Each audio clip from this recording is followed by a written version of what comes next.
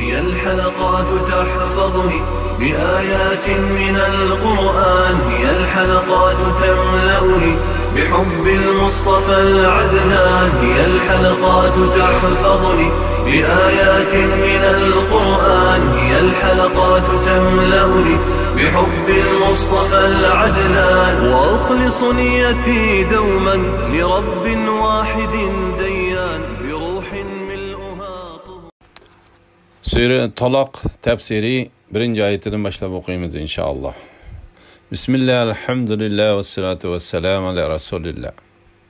Esselamu aleyküm ve rahmetullahi ve berekatuhu.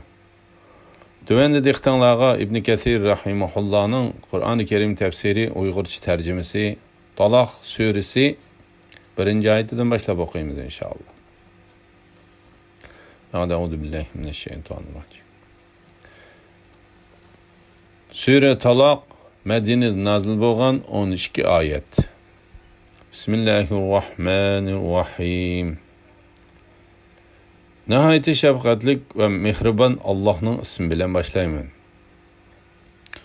Ey Peygamber, ümmetinge aytqin ki, sizlar ayollarni talaq qilsanglar, ularning iddatiga loyiq paytda, ya'ni poklik holatida talaq qilinglar.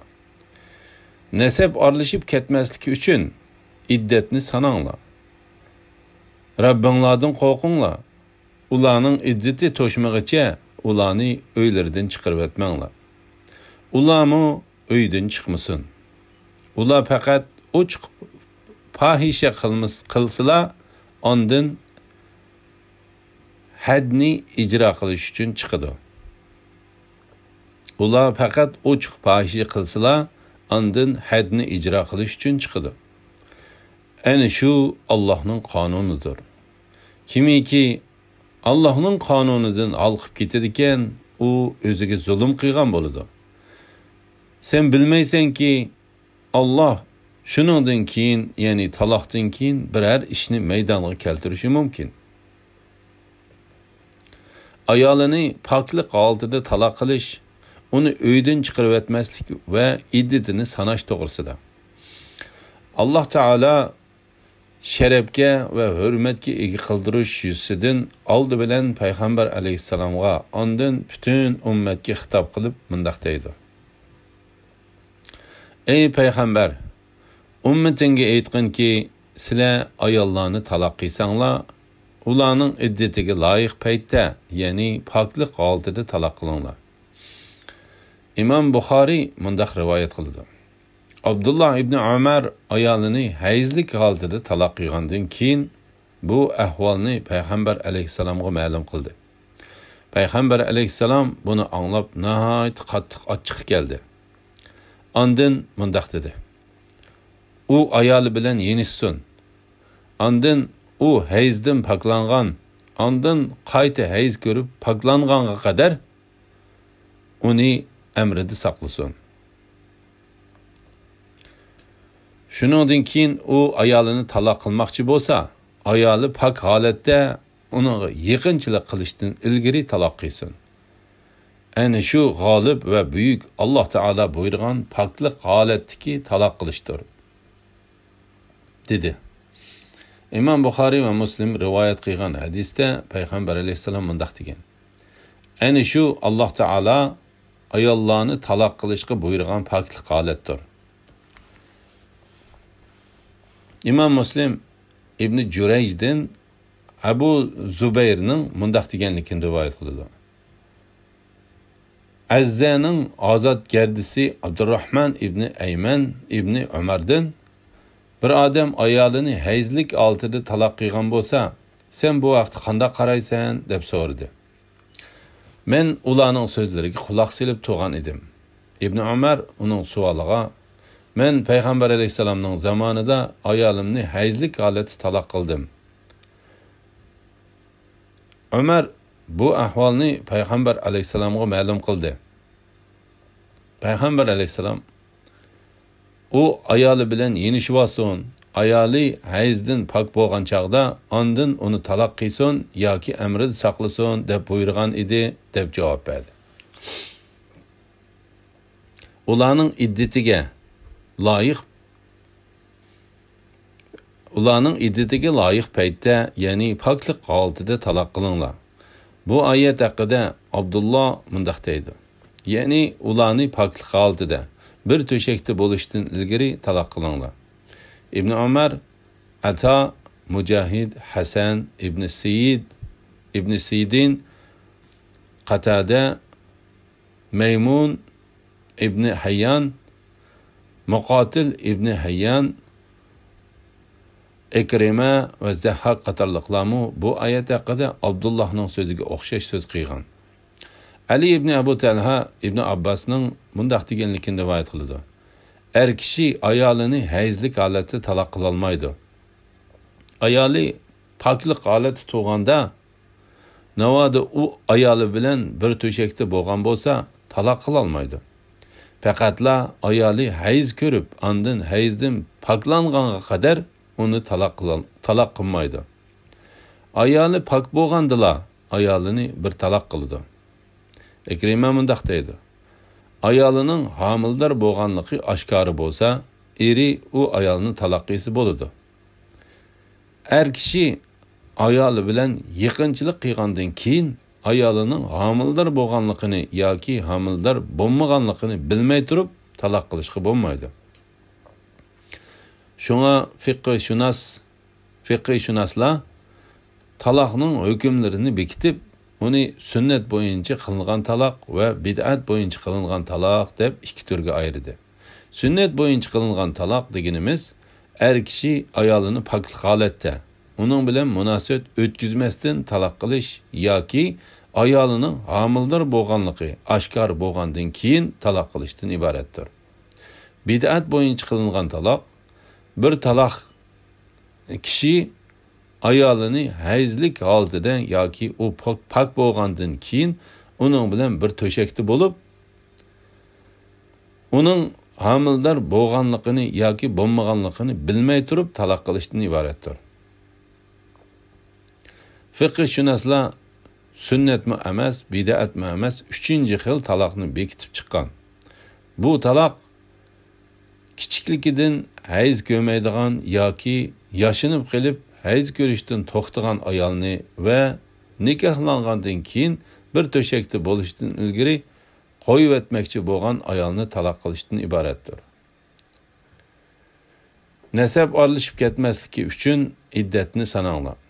Ya'ni ayolning iddati uzrab ketib, yotliq bo'lishga to'salg'i bo'lib qolmasligi uchun iddatning boshlanishini va tugaydigan vaqtini hisoblab va bilib turinglar. İddet meselede Rabbinglardan qo'rqinglar. Taloq qilingan ammo yeni bilishqi bo'ladigan ayolga iddet jarayonida nafiqa berish va uy bilan ta'minlash erning ustiga yuklanadiganligi to'g'risida. Ularning iddati to'shmag'icha ularni uylaridan chiqarib etmanglar. Ularmi uydan chiqmasin. Yani iddet jarayonida u ayolini uy bilan ta'minlash erning ustiga yuklandi. U ayol iddet ichidala bo'lsa, erning uni uydan chiqarib o'tish haqqi yo'q. Ayolmi uydan chiqib ketsa bo'lmaydi. Chunki erining ayoli bilan iddet ichida yeni bilish haqqi bor. Ular faqat ochiq fohisha qilsalar, ondan hadni icra qilish uchun chiqadi. Ya'ni ayollar faqat ochiq fohisha qilgandilar, ondan uydan chiqadi. Ibn Mas'ud, Ibn Abbas, Sa'id ibn Musayyib, Shafi'i, Hasan ibn Sirin, Mujahid, Ikrima, Sa'id ibn Jubayr, Abu Qalaba, Abu Salih, Zahhak, Zayd ibn Aslam, Ata Khurasani, Suddi, Sa'id ibn Abu Hilal ve boshqalar ko'rsatgandek ochiq fohisha zinoni o'z ichiga oladi. Shundaqla Ubay ibn Ka'b, Ibn Abbas, Ikrima va boshqalar aytgandek ochiq fohisha ayolining eriga qarta ko'ngilsiz bo'lishini, erining tuqqanlariga behurmatlik qilishini va ularga so'z harakatda aziyat yetkazishini o'z ichiga oladi. Ana shu Allohning qonunidir. Ya'ni Alloh taolaning shariat belgilamalari va cheklamalaridir. Kimiki Allohning qonunidan halqib ketadi ekan, ya'ni bu qonunga bo'ysunmay, uning doirasidan chiqib, boshqa narsaga halqib ketadi ekan, u o'ziga zulm qilgan bo'ladi. Ya'ni u shunday qilish bilan o'ziga zulm qilgan bo'ladi. Taloq qilinuvchi ayolning erning uyida iddat tutishining foydasi to'g'risida. Sen bilmaysanki, Allah shuningdan keyin, ya'ni taloqdan keyin biror ishni maydonga keltirishi mumkin. Ya'ni bizning taloq qilinuvchi ayolni iddat jarayonida erning uyida qoldirishimiz faqat erning ayolini taloq qilganligiga pushaymon qilib qilishi va Alloh taolaning uning ko'ngliga ayoli bilan yeni shilvelishini selib qilishi uchundir.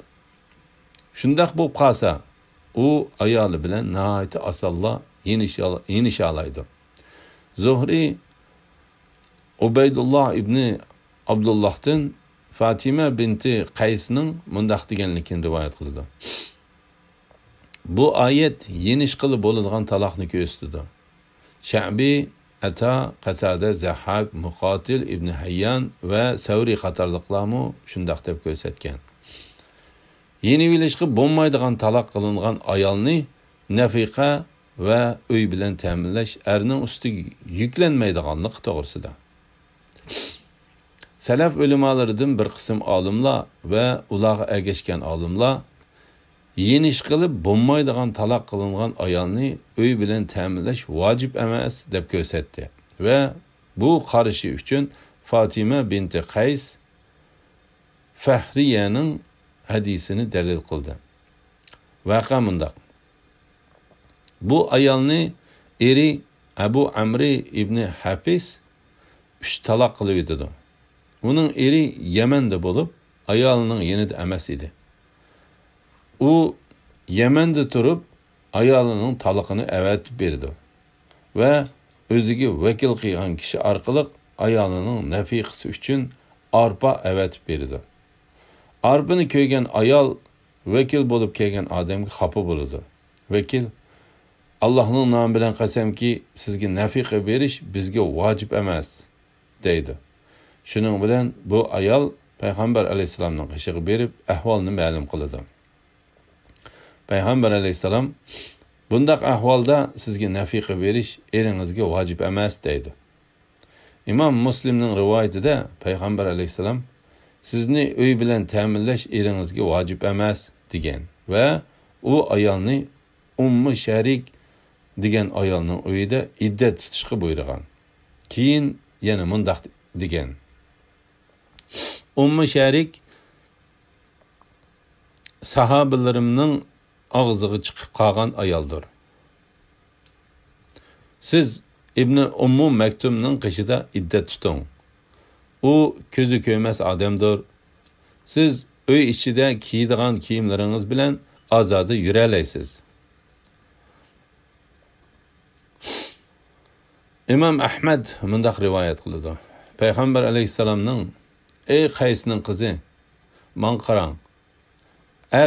Ayolni yenisha oladigan taloq qilgan bo'lsa, u ayolga nafiqa berish va uy bilan ta'minlash erning ustiga yuklandi.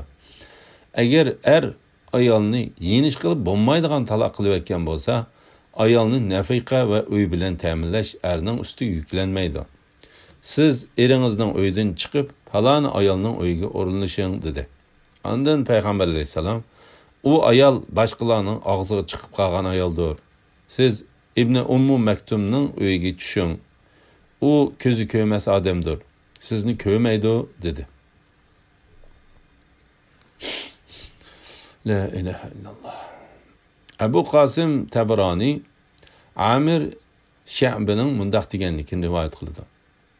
Men Zahhak ibn Qays Qurayshning hamshirisi Fatima binti Qaysning qishig'iga kirdim. Uning eri Mahzum qabilasidan Abu Amr ibn Hafiz degan kishi edi. U ayol mundaq dedi: Abu Amri ibn Habis Yemenge yurish qilgan qo'shin bilan ketib etib, meni taloq qilib etibdi. Men erimning tuqqanlaridan nafiqa va uy talab qildim. Uning tuqqanlari, eringiz bizga hech narsa avatmadi va bizning sizga biror narsa berishimizni tavsiya qilmadi dedi. Men Payg'ambar alayhisalomning yeniga berib, ey Alloh taolaning payg'ambari, Abu Amri ibn Habis mening taloqimni avatibdi. Men uning tuqqanlaridan menga uy va nafiqa berishini talab qildim. Uning tuqqanlari, eringiz bizga bu vaqtda hech narsa avatmabdi dedim. Payg'ambar alayhisalom, shak shubhisizki qo'yib etilgandan keyin eri bilan yenisha oladigan ayollarga uy va nafiqa berildi. Boshqa erga tegib ajrashmag'icha yenisha olmaydigan ayolni nafiqa va uy bilan ta'minlash vojib emas dedi. Bu hadisni Imom Nasai rivoyat qilgan. Alhamdulillah, yuqorida Sura Taloq tafsiridan birinchi oyatni angladinglar. Oxirini keyingi qitimliq o'qishimizda davomlashtiramiz inshaalloh. Va sallallohu ala Muhammad va ala alihi va sahbihi ajma'in. Assalomu alaykum va rahmatullohi va barakatuh.